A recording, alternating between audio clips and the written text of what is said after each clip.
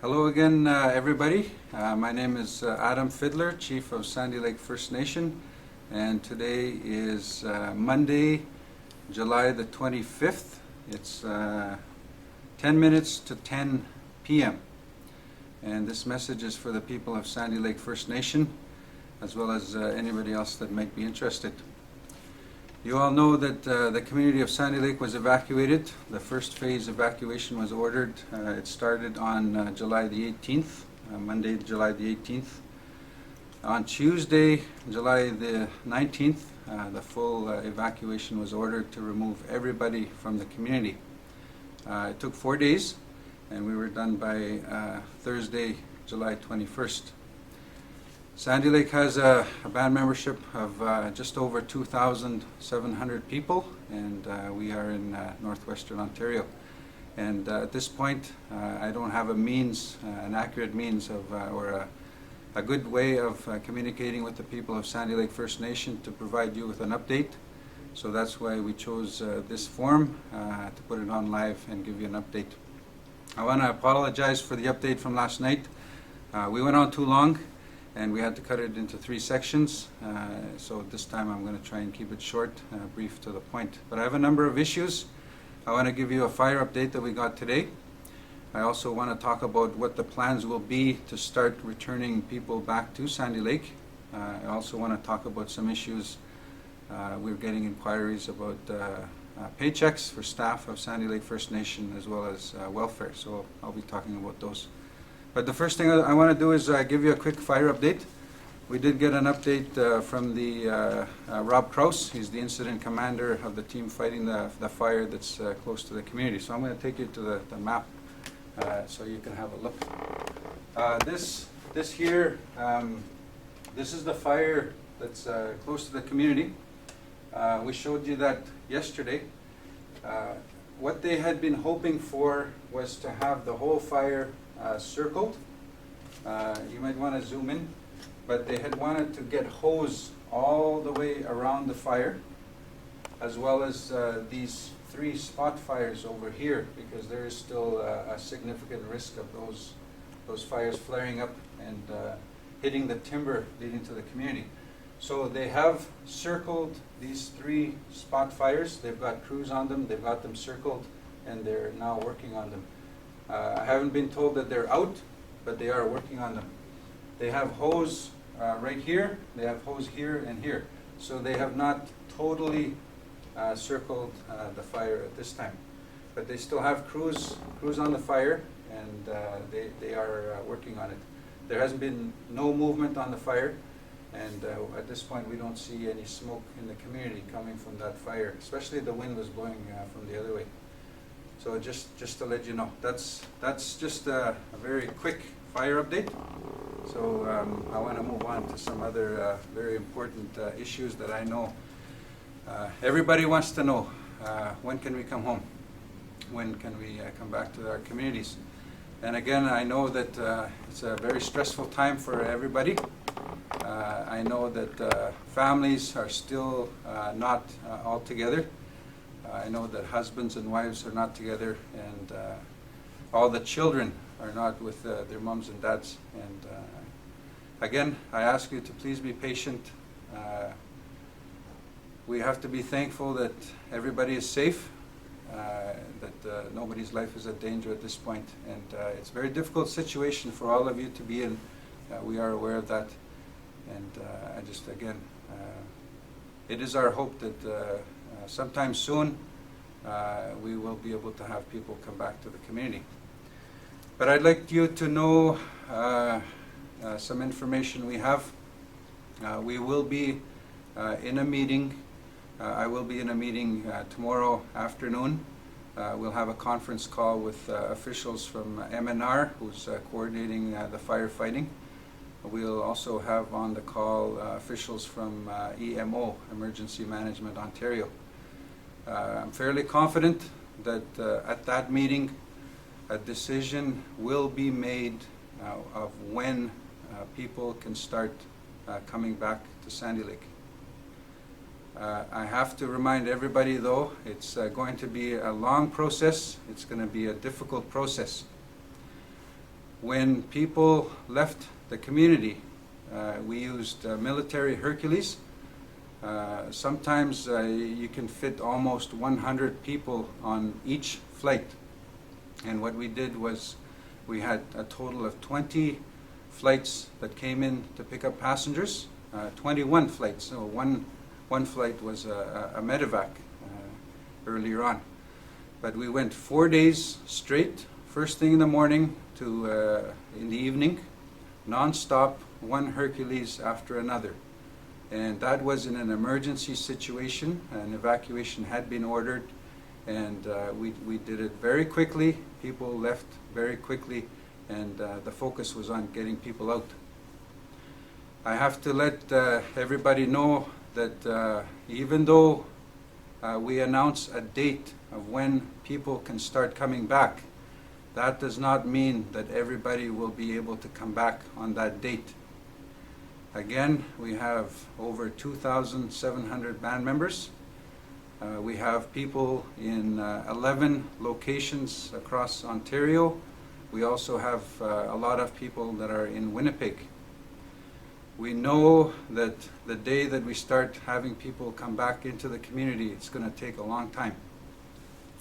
We've made a request to have the military Hercules available to start bringing people back, but we are told that the policy of the federal government, the policy of the military, which is under the Ministry of Defense, is that the Hercules is only available when a life is being threatened or lives are at risk. When the evacuation was ordered, lives were at risk, and that's why they were involved. What I'm told is that the Hercules will not be able to assist in getting people back home. What I'm told is that smaller planes, commercial aircraft, will be used, and that will, I ask for your patience, all people in Sandy Lake, but that's going to make things very difficult. I've asked for the military Hercules. I've talked to officials from the province of Ontario, and at this point I'm told that that is not a possibility. That decision lies with the federal government and the Ministry of Defense. Our problem is that right now there may only be 3 or 4 aircraft available. Those arrangements are being coordinated by Ontario through EMO, Emergency Management Ontario, and the Ministry of Natural Resources. Our problem is if there are only 3 or 4 planes, they'll be using Dash 7s or Dash 8s. We probably will only get a maximum 40 people average per flight. If you add it up, if there's 3 planes being used in one day, and they each make 3 flights, we're probably looking at 345 people that will be brought into the community every day. If you take that and you add it up, and we probably have anywhere from 2,000 to 2,500 people that need to come back into the community. I can't do the math right now, but I'm guessing if everything goes well with those 3 planes, they go non-stop, do the full flights that they're supposed to do, we're looking at 8, maybe 9 days before we get everybody back. From the time the first flight starts to come in and the last group of people come in, that's 8 or 9 days. And that's a very difficult situation. I know that it's very stressful right now. It's hard being away from home, hard being away from families. Families are still split. And we are asking, we are hopeful that the federal government, the Minister of Defense, and whether it involves a decision made by Prime Minister Stephen Harper, that we need those military aircraft. Even if we have the military aircraft available and we do non-stop flights and get people back into the community, because it's not an emergency situation, the fastest that we can get people back into the community is 5 or 6 days. And again, I ask for your patience. It's our hope that the federal government can reconsider that decision that's been made that the aircraft will not be available. So please be patient. I know it's tough for everybody, but through this request is also my plea for the Government of Canada to once again be able to provide that assistance to get people back into our community. It's also important to note that at this point there are still over 100 fires burning in the area. If the decision is made sometime soon that Fire 58, which is the one that's closest to Sandy Lake, does not pose an immediate risk of reaching the community, there are still a lot of fires in the area, and we showed you the map yesterday. There's fires all the way around Sandy Lake. No matter which way the wind blows, there's still smoke that will come into the community. So even if the order is made, or we give the go-ahead that we will start having people come into the community, even though that happens, it's not likely that those stage 1 people will be allowed to come back. And again, the phase 1 people are the elderly, the people with chronic health problems, the people with heart problems, other serious medical issues, prenatals, children under the age of 1. Those people will not be able to come back at the early stages of the return home. If there is a decision to have people come back, it will be the healthy people, the people that were part of phase 2. So I just want to remind everybody of that. The other thing is for payroll, all band staff, this week will be pay week. People are asking about paychecks.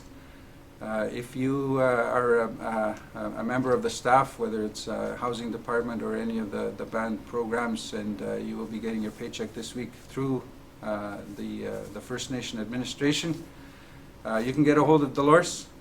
You can Facebook Dolores, or you can call her at the Sunset in Sulakaut, 807-737-1113. She has an office in room 131. That's 737-1113. That's the Sunset Inn in Sulakaut, room 131. You can also call her on her cell phone, 807-728-1549. 728-1549.